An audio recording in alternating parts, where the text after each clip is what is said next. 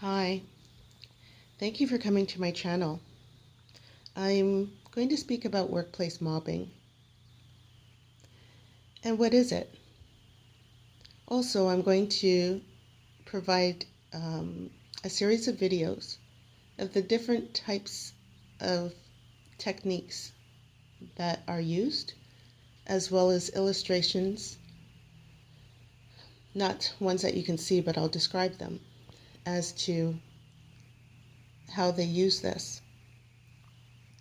And I'm also going to provide coping strategies and other effective techniques that may be of benefit to you. So let's get right into it. What is workplace mobbing? Workplace mobbing is the same as workplace bullying. It's where you have one or more perpetrators. Usually it's a group of perpetrators, but it starts with one that targets one or more individuals. It's repeated taunts, humiliating remarks, sabotage, manipulative techniques, manipulations of perception. I mean, there's a whole litany of tactics, tacky tactics that these perpetrators use. And it's designed to discredit the perpetrator. Let me take that back. It's designed to discredit the target. It's designed to create a double bind in that they do not want the target to have conflict resolution. And it's designed to ultimately destroy the target. Either the target voluntarily leaves their place of work, or they are fired, or they are on disability due to mental health or physical ailments as a result of the repeated trauma that these perpetrators do. So what is a target? On some of the videos that I've been reviewing, some people have been stating that targets are weak, or they prey on the weak, the perpetrators prey on the weak, or they isolate themselves.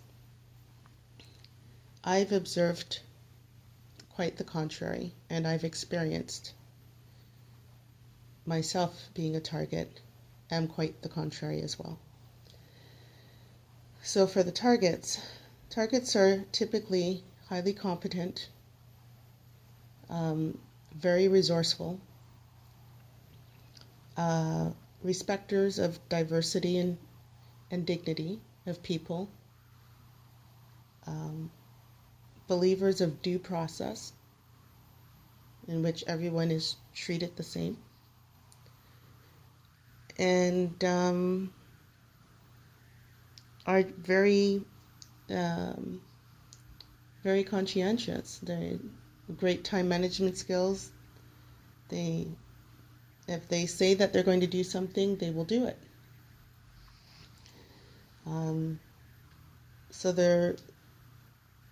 I find that the targets tend to be people who have integrity, very high integrity, and people who are committed to providing high quality work and service to others, and also very helpful to others, and tend to be quite kind. For the perpetrators, they tend to be, I don't know if they're narcissistic or borderline or psychopath or sociopath.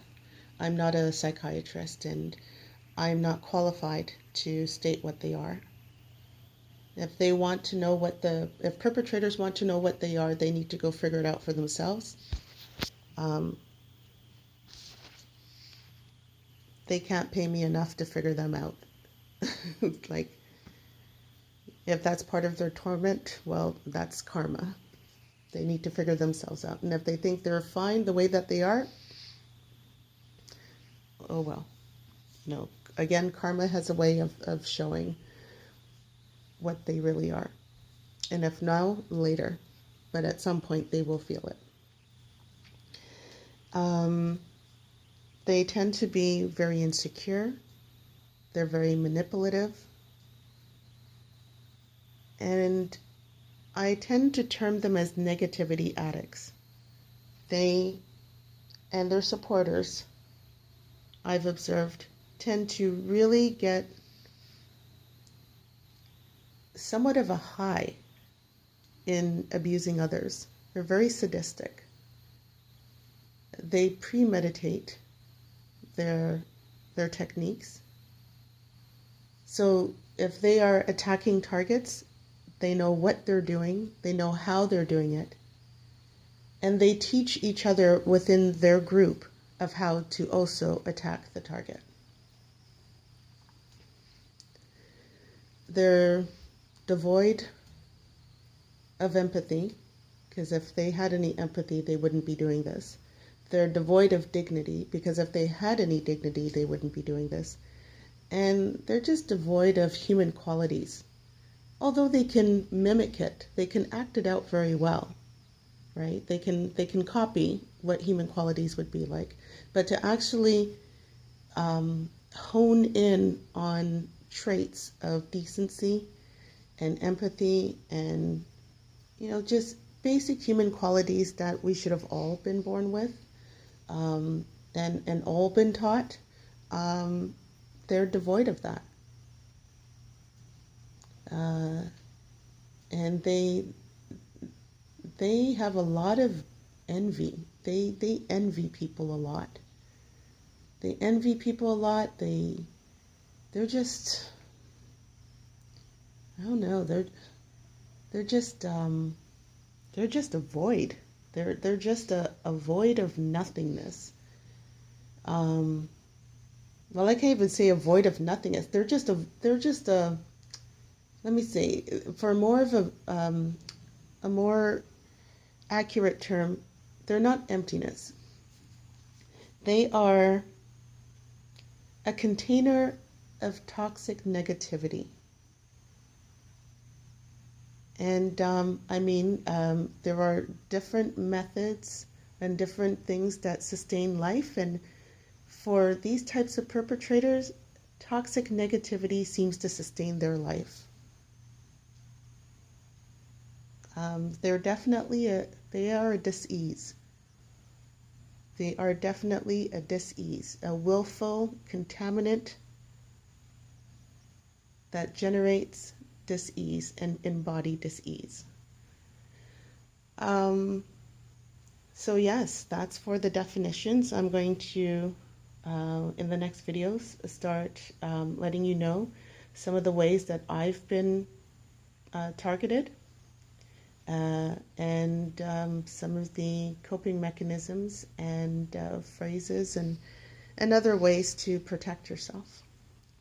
I hope this would be of benefit to you. If anyone who's going through a similar situation, if they also have any beneficial techniques that they would like to share, or even just share your story, feel free to comment below. Thank you.